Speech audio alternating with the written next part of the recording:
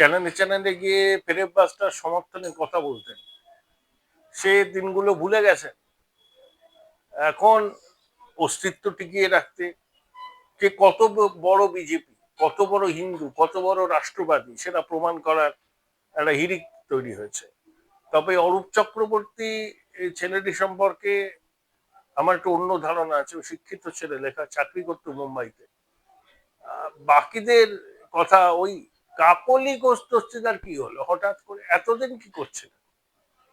যেই হেরে গেল তোলামূল, যেই ওনার পদ কেড়ে নিল নির্মম মহিলা, তখনই ওনার বিবেক দংশন হলো, তখনই ওনার এইসব কথাগুলো মনে পড়তে শুরু করলো।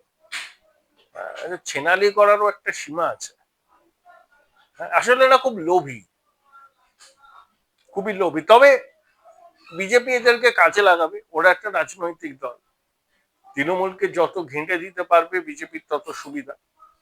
তৃণমূল যত দুর্বল হবে, তৃণমূলের সংসদীয় দলের যত ভাঙন হবে, বিজেপির ক্ষেত্রে সুবিধা। সেই সমর্থনটা বিজেপি পেলে সংসদে বিল পাশ করতে সুবিধা হবে, এই আর কি। তৃণমূল যদি জিততে কথাগুলো বলতেন, বলতেন না। ধান্দাবাজি করছেন, বেঁচে থাকতে চাইছেন, তাই এগুলো বলছেন।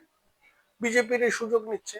বিজেপি একটা রাজনৈতিক দল, যত তৃণমূলকে ওরা ঘেঁটে দিতে পারবে, আনস্টেবল করতে পারবে, রাজনৈতিকভাবে বিজেপির তত সুবিধা, সেটা তারা করছে। কিন্তু এই নেতারা এখন যতই বিবেকের কথা বলুন না কেন, এতদিন এদের বিবেক কি শুয়েছিল, ঘুমিয়েছিল?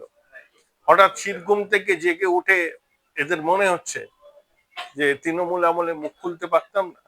সব ফালতু কথা। ভেসে থাকতে চাইছে।